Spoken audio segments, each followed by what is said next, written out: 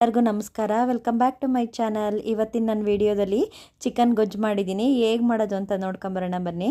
ಅದ್ರ ಜೊತೆಗೆ ನಾನು ಅವತ್ತು ಸಂಡೇ ಆಗಿರೋದ್ರಿಂದ ಬಿರಿಯಾನಿನೂ ಮಾಡಿದ್ದೆ. ಬಿರಿಯಾನಿನೂ ಸೂಪರಾಗಿ ಬಂದಿತ್ತು. ನಾನು ಬಿರಿಯಾನಿ ಮಾಡಿರೋ ವೀಡಿಯೋನ ನನ್ನ ಯೂಟ್ಯೂಬ್ ಚಾನಲಲ್ಲಿ ಹಾಕಿದ್ದೀನಿ. ಒಂದ್ಸರಿ ನೋಡಿ. ಅದೇ ಥರ ಮಾಡಿ ನಿಜವಾಗ್ಲೂ ಬಿರಿಯಾನಿ ಸೂಪರಾಗಿ ಬರುತ್ತೆ, ರೆಸ್ಟೋರೆಂಟ್ ಥರನೇ. ನೋಡಿ ನೀವೇ ಎಷ್ಟು ಚೆನ್ನಾಗಿ ಬಂದಿದೆ ಅಂತ ಹೇಳ್ಬಿಟ್ಟು. ಇದ್ರ ಜೊತೆಗೆ ಚಿಕನ್ ಗೊಜ್ಜಿದ್ರೆ ಕಾಂಬಿನೇಷನ್ ತುಂಬ ಚೆನ್ನಾಗಿರುತ್ತೆ. ಅದಕ್ಕೆ ನಾನು ಅವತ್ತು ಚಿಕನ್ ಗೊಜ್ಜು ಮಾಡಿದ್ದೆ. ಮಾಡೋದು ಅಂತ ಹೇಳ್ಬಿಟ್ಟು ಕ್ವಿಕ್ಕಾಗಿ ಮಾಡಿ ತೋರಿಸ್ತೀನಿ, ಬನ್ನಿ ನೋಡ್ಕೊಬರೋಣ. ನೋಡಿ ಚಿಕನ್ ಗೊಜ್ಜು ಮತ್ತು ಬಿರಿಯಾನಿ ಎಷ್ಟು ಚೆನ್ನಾಗಿ ಕಾಣಿಸ್ತಿದೆ ಅಂತ ಹೇಳ್ಬಿಟ್ಟು. ನಮ್ಮ ಮಕ್ಕಳಿಗೆ ಸ್ವಲ್ಪ ಮೊಸರು ಗೊಜ್ಜಿರಬೇಕು.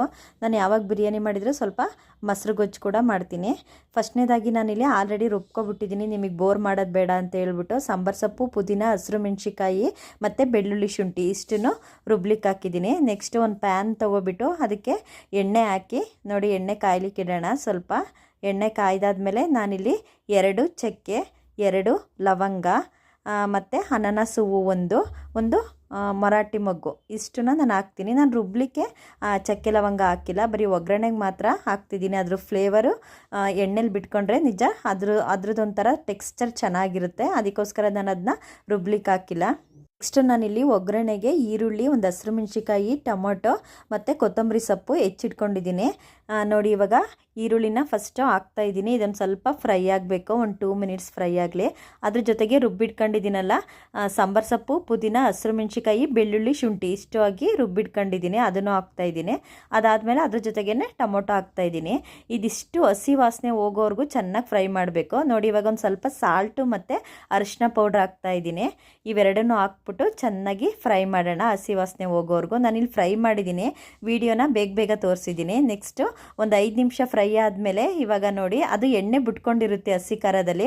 ಅವಾಗ ನಾವು ಚಿಕನ್ ಹಾಕಬೇಕು. ತೊಳೆದಿಟ್ಕೊಂಡಿರ ಒಂದು ಅರ್ಧ kg ಚಿಕನ್ ತೊಗೊಂಡಿದ್ದೀನಿ. ನೋಡಿ ಇವಾಗ ಚಿಕನ್ ಎಲ್ಲ ಹಾಕ್ತಾಯಿದ್ದೀನಿ. ಚಿಕನ್ ಹಾಕ್ಬಿಟ್ಟು ಚೆನ್ನಾಗಿ ಮಿಕ್ಸ್ ಮಾಡೋಣ.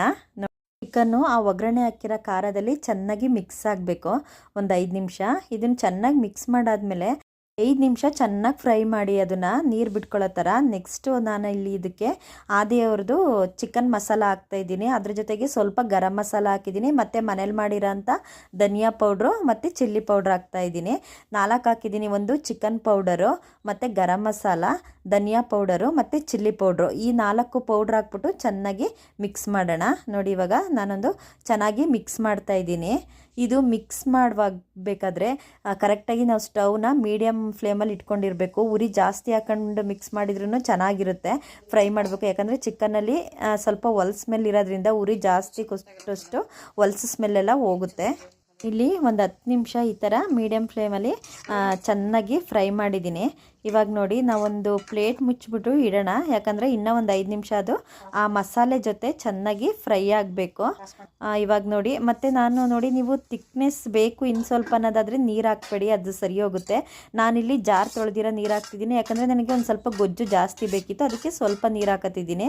ನೀವು ಗೊಜ್ಜು ಜಾಸ್ತಿ ಬೇಡ ಹಂಗೆ ಡ್ರೈ ಆಗಲಿ ಅಂತ ಅಂದರೆ ನಾನು ಫಸ್ಟ್ ನೀರು ಹಾಕಿದ್ನಲ್ಲ ಅದೇ ಥರ ಬಿಟ್ಬಿಡಿ. ನಾನಿಲ್ಲಿ ಗೊಜ್ಜಿಗೋಸ್ಕರ ಸ್ವಲ್ಪ ನೀರು ಹಾಕ್ಬಿಟ್ಟು ಅದ್ರ ಮೇಲೆ ಕೊತ್ತಂಬರಿ ಸೊಪ್ಪು ಹಾಕ್ತಾಯಿದ್ದೀನಿ. ಇವಾಗ ಚೆನ್ನಾಗಿ ಕುದಿಯೋಕೆ ಬಿಡಬೇಕು.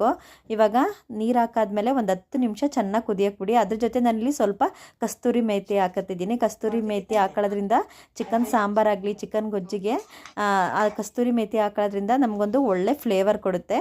ನಾನಿವಾಗ ಪ್ಲೇಟ್ ಮುಚ್ಚಿ ನೋಡಿ ಇಷ್ಟು ಕನ್ಸಿಸ್ಟೆನ್ಸಿ ಇದೆ. ಒಂದು 10 ನಿಮಿಷ ಚೆನ್ನಾಗಿ ಕುದಿಯೋಕೆ ಬಿಡ್ತೀನಿ.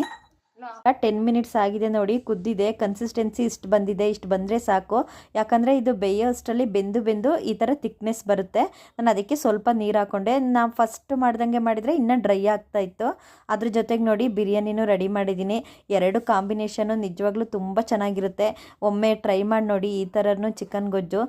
ಮುದ್ದೆಗೂ ಚೆನ್ನಾಗಿರುತ್ತೆ, ಇದು ಬಿರಿಯಾನಿಗೂ ಚೆನ್ನಾಗಿರುತ್ತೆ, ಮತ್ತು ವೈಟ್ ರೈಸ್ಗೂ ಇಷ್ಟು ಕನ್ಸಿಸ್ಟೆನ್ಸಿ ಇದ್ದರೆ ಚಿಕನ್ ಗೊಜ್ಜು ಚೆನ್ನಾಗಿರುತ್ತೆ.